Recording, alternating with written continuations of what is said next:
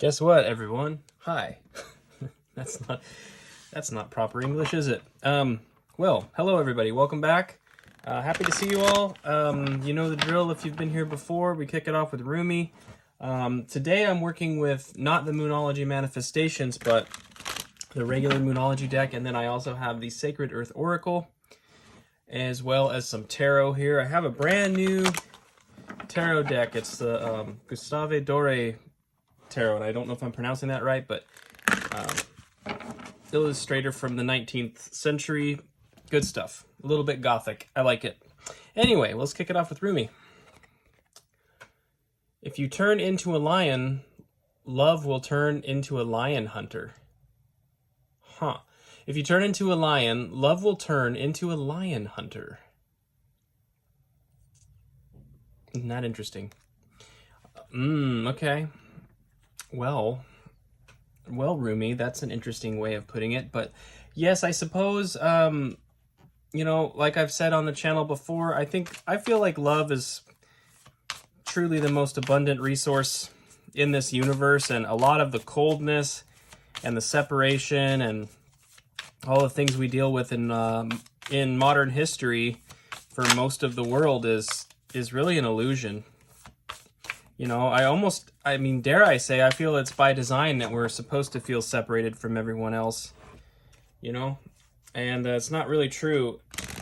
Basically, no matter what, in a lot of ways, it's sort of suggesting no matter what your form is, that love will find you. But at the same time, it's also kind of suggesting that if you offer yourself the gift of empowerment, there'll be a response to that. So I do feel like basically, again, the self-love aspect of things is really key here. And like I've mentioned before, I'm not trying to make you feel bad if you don't feel so good about yourself. I don't want to add anything to that, but I want you to realize that there's more in there. There's more to you than how you may be feeling about yourself. So just want you to know I love you. All right. Let's get into the Moonology. We've got You Are Good Enough. There you go. You are good enough. Full moon in Virgo. You are good enough. Absolutely. All right. Right. You are worthy of love. You are worthy. You are whole and you are complete.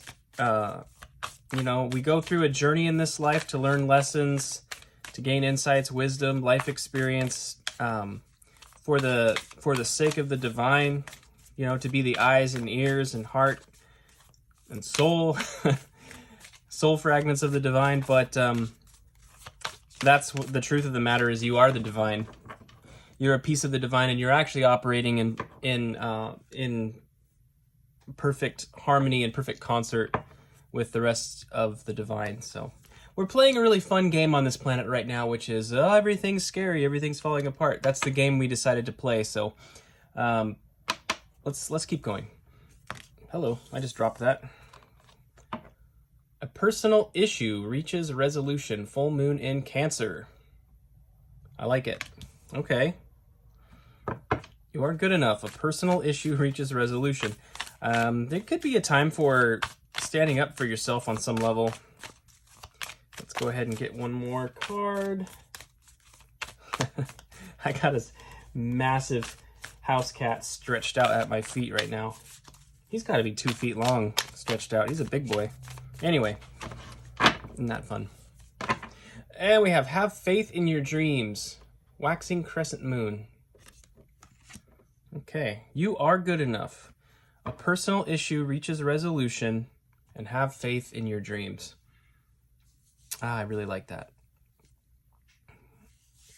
Okay, I think we'll go ahead and pull tarot here. That's kind of self-explanatory, I feel, especially if this is your message already, if it's resonating in any aspect already. I think not much more needs to be said, but we will let tarot speak. Apparently that card. I don't know if sometimes you know, speaking of self-doubt and things, it's like sometimes I wonder, are the cards jumping or am I just super clumsy? Anyway, we have the Chariot. I like that too, with the full moon in Cancer and having one of Cancer's cards here, the Chariot coming out. Something's about to change. You are good enough. I almost feel like it's to tap into that recognition of your self-worth is going to unlock something that's really going to move some energy quite rapidly. All right. Get another card here. Whoops. All right, one more shuffle. We have the World. We have the World, my friends. This is the end of a major cycle, but it's also about completion. A personal issue reaches resolution, and we have the World. Excellent. It's just confirmation. Something major, too. It's something that you've been working on for a long time, and it could involve other people. It could be an individualistic thing, but there's a big refinement here. If you feel more drawn towards the internal processes and a personal issue being truly personal, meaning you, yourself, and your individual experience, then you're going to have potentially a very profound aha moment regarding how you see the world and how you see yourself. Maybe more of a recognition that that's effectively what it is. I mean, you're a part of this world and connected to this world and connected to everyone else, just the same way the cells in your body are all working together as well. They're individual cells working in concert for a larger system.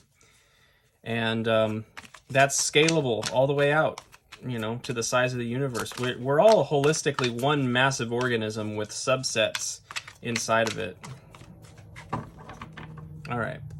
Have faith in your dreams. We have the Star. But, you know, I love this. Can I just stop and tell you, like I usually do, that I just love the Santa Muerte? This deck is so brilliant. It's always so happy. And it's funny that with all the skeletons and stuff, people get a little weird about it. But I find that it's just so much a celebration of life. We have the Star. I love this. Have faith in your dreams, the Star. Your wish upon a star, recognizing that you are the star of your own show. But again, that show is a subset of a larger show, and there is seemingly contradictory things will always come together and synchronize as they should, because the entire universe is fractal, my friends. This is a fractal pattern. It scales infinitely. Now, we have the Ten of Pentacles underlying the deck. So this is definitely speaking to your legacy. It's speaking to your finance, career, health, everything, your family. It's all of the 3D aspects of your reality, and a nice completion. Very, very beautiful card, of course. Ten of Pentacles. I love that. That is so brilliant. Okay, we're gonna dive into this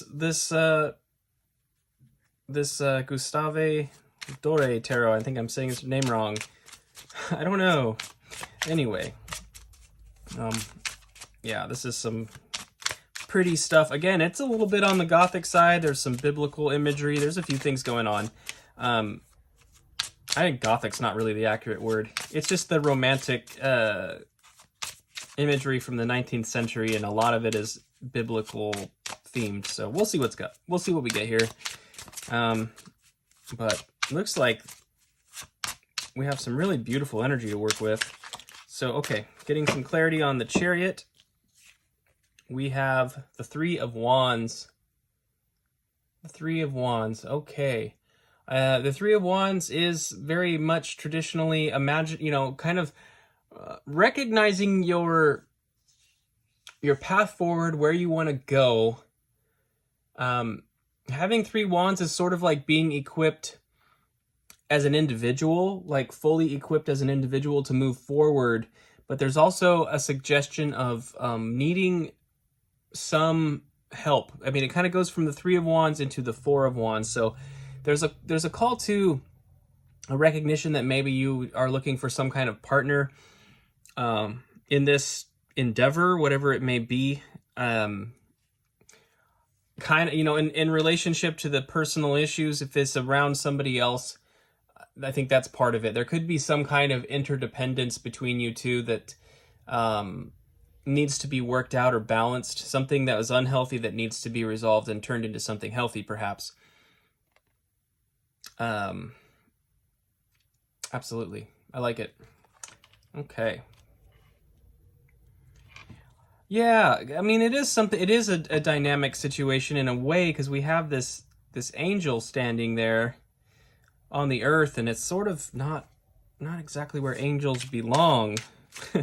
And angels have a very dynamic relationship with God, you know, in the classic sense, as messengers and servants, basically. And Earth is sort of in that tradition, Earth is sort of a realm for free will to hash itself out. Well, ideally. I don't know. I have opinions I'll keep to myself on the whole matter, but I just dropped too many cards there. Sorry. These are, again, brand new, and they're quite slippery. I'm surprised. Sometimes they're sticky when you first get them. But anyway, we have the Ten of Cups. I love this. A personal issue reaches resolution, the world, and the Ten of Cups. This is all about happiness. Happiness and joy and peace and harmony. And seeing that in conjunction with the Three of Wands, the Ten of Cups is traditionally seen as a card representing all that happiness in somewhat of a group setting. You have the couple traditionally under the rainbow, the children are there. Whereas the Nine of Cups is very individualistic. This has more to do with an expanded happiness that is between a group. So I love that. So this personal issue, when it does finally reach its resolution, you're going to have an opportunity for a lot of happiness. And as I said that, I set this down for a moment. The world is on the bottom. That's very interesting to me. Just to see the world twice in this reading so far is very encouraging. But let's go ahead and get clarification for the star. Let's get clarification for the star. One more shuffle here. Okay, well, okay. And we have the Lovers. The Lovers. This is an interesting card. Obviously, we have the depiction of Adam and Eve there with the angel. Fascinating. Okay. Obviously can represent partnerships. It can represent working with other people, of course. But it's also a card that represents harmony inside, an inner harmony. And so I think you would have to take that as it resonates. If this story involves more of an introspection within yourself, this is about fixing the disharmony within you and sort of creating a system within yourself that things are holistically operating together, right? If this situation has any, I just feel like I need to touch on health for a moment, but this is sort of like bringing the system back into balance. If it has anything to do with health, the dysbiosis of the bacteria and things in your body is being restored to balance so that the larger unit can function, you know, which has kind of been a theme that I've been touching on here. It's like this holistic approach to your individuality and the way that expands out sort of, you know, infinitely into the universe. But having the star and the Lovers is awesome because, like I said, the star can speak to you being the star of your own show and wishing upon a star, of course. But there's some individualistic energy in the star at times, depending on the context of what's going on around it. But to see that with the Lovers, it does feel like there is something being harmonized in the way that you treat yourself and the sovereignty you will give yourself and the love you give yourself and potentially how you work with others in the world. So take that as it resonates, of course. This could be speaking to an external person or it could be an individual thing. Either way, this is a very, very, very positive message. And we have the Six of Pentacles on the bottom of the deck. You can see there the person is kind of being, it looks like a lot of people are sort of tugging on his arms, and he must be the owner of the house or something. I don't really know what's going on there. And then, of course, we've got somebody just straight up getting murdered in the background. Isn't that fun? I think, obviously, that's a... Oh, I see now. It's a statue. This is a church. Okay. It's like a small church, perhaps, and that is a person, obviously, they're dispensing goods to other people. The card is representative of equitable distribution and balance being restored to things in the material world. Also can represent, in a lot of ways, coming out of a dark space. If you think about the progression of Pentacles, you have basically in the Three of Pentacles, there's a call to work with other people. The Four of Pentacles, the guy is sort of sitting on his pentacles and not really able to take steps forward out of fear. The Five of Pentacles is being left out in the cold, and all they have to do is go inside the church, right, to seek the help. And then the Six of Pentacles is finally receiving that help. So it talks, there's a little mini narrative in those, within that stretch of cards, that talks about resistance to receiving help from others or working with others. And then the Six of Pentacles is almost like finally succumbing to the prospect that you actually do need some help, you know, and being willing to receive it. So it's really like, in terms of personal maturity, it's speaking to a lot of growth in that you're willing to receive help from people. Or conversely, you may find yourself in the position that you are, you've reached a level of maturity that you're willing to also help. You've made it this far in your journey. Certain things are starting to click. Financially, you're becoming more comfortable, and you're able to share with your growth. So that's that. That's really beautiful. I think this is extremely positive. I'm going to go ahead and, with the Sacred Earth Oracle, I'm actually going to just ask for one card here. Just one, because it doesn't feel like we need more than one. And these cards are pretty, they, I like the way they speak, because it's just a single word. So it's something we could reflect on and muse on, because if this is your story, you already know it's your story, and I think you already have lots to think about. But let's just look for a little tiny piece of advice or something we can question and reflect on, and then we'll send you on your way, my friends. Thank you so much for being here. I do appreciate each and every one of you, and yeah, leave a comment down below. Let me know what you think of these new cards. I'm kind of having fun with it, but I just got them last night, so I'm excited, of course, had to share. Yeah, let me know what you think. All right, one more shuffle here. One more shuffle. Boom, boom, boom, boom. Okay, what do we got? Patterns. Patterns.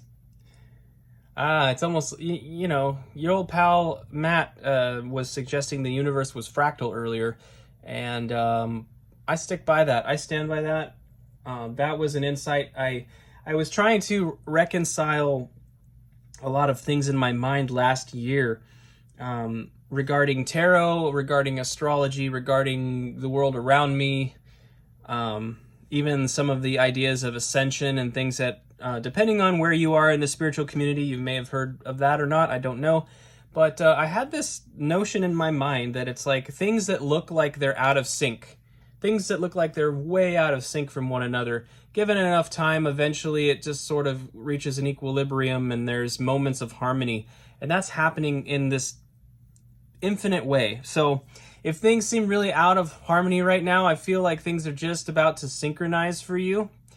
And I really strongly feel like you're being called to sort of trust the process, but also find that harmony within yourself in terms of your own strength and dependence, and your own trust and harmony with other folks as well, as we move through this period of time. So as we enter the winter up here in the Northern Hemisphere, My hope for all of you sincerely is that you find warmth and peace in others as you move through this season. And yeah, I love you guys. Thank you for being here, and I'll see you next time.